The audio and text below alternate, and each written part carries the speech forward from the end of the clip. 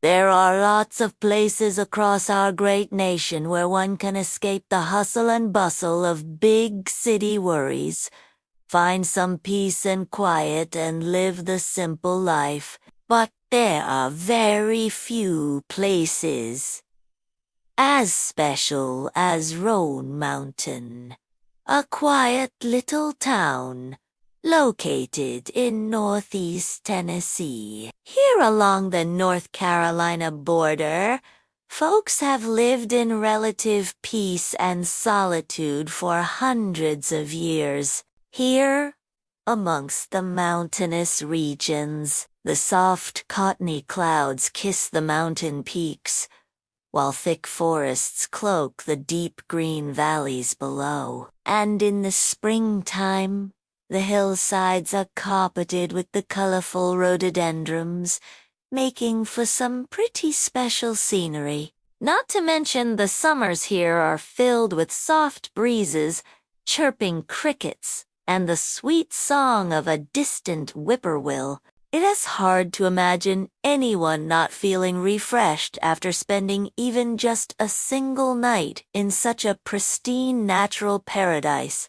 But in the 1800s, the people who lived here had something else going for them besides its natural beauty. People were attracted to the privacy it offered, a chance to live far away from prying eyes and judgmental tongues. It was during this time that many recluse families started calling the mountains home. One such family were the subject of today's tale. They were a poor family who made their home in a dilapidated cabin somewhere near Dark Hollow. The cabin was more hole than house, really. It had holes in the ceiling, broken glass, panes in the windows, and rickety benches that were held together by nothing more than sheer willpower and hope. However, when propped up on rock piles, they did make for a fine dinner table. Still,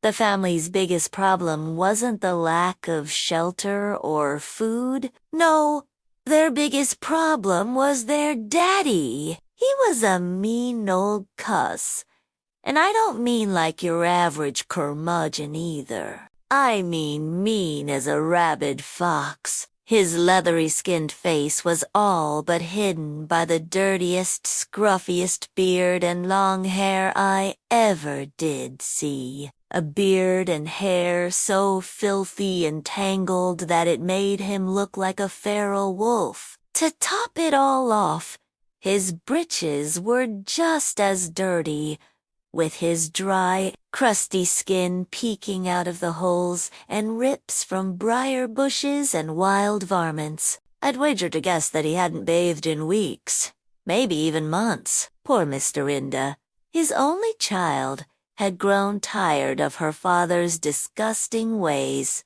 If not for her own safety, she would have gladly washed her hands of him long ago. But she was a dutiful daughter and stayed by his side, and despite the fact that she scrubbed and polished until her hands were raw, she couldn't get rid of the smell. Her father's stench clung to her like a second skin, and the unfortunate reality was that it was driving away her only chance at happiness. See, Miss Dorinda was a beauty.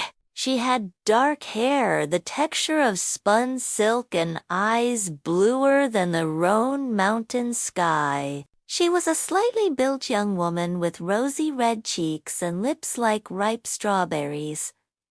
In short, she was a real looker, and it didn't take long for the local boys to start paying her compliments. Unfortunately, most of them changed their tune after meeting her pop. But a man's gotta do what a man's gotta do for love. And there were a couple of brave souls who didn't mind the risk. One of these men was a Confederate soldier who happened upon the mountain while on his way to a supply run. He got himself blown up outside an old mining camp, which left a couple things unspoken. The other was a mountain dweller who fell in love with the beautiful melody of her voice drifting over the rhododendrons one moonlit night. This young man's mama, however, didn't cotton to Miss Dorinda. Word has it that she'd had several run-ins with the law back when she was a wild mountain girl, and if she didn't want someone, then there was absolutely no chance of her getting. She made that much clear to Miss Dorinda, saying that she had ill intentions and would be doing her son a favor by staying as far away as possible. Still, the young man pursued Miss Dorinda, and the two made plans to wed in secret.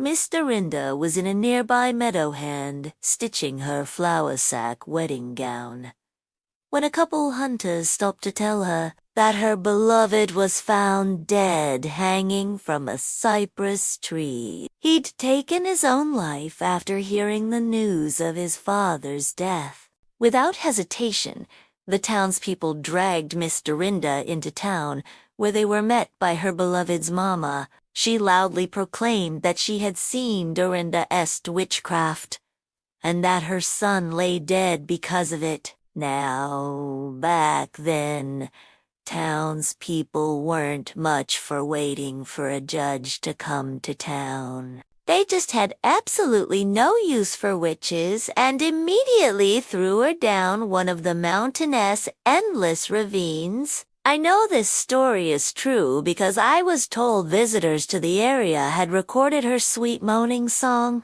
her plea for peace, or was it for justice? You can decide when you someday visit Dark Hollow and hear her songs floating with the wind. Thanks for listening, everyone. I've been your host. Be sure to follow us if you haven't already, and I'll see you next time.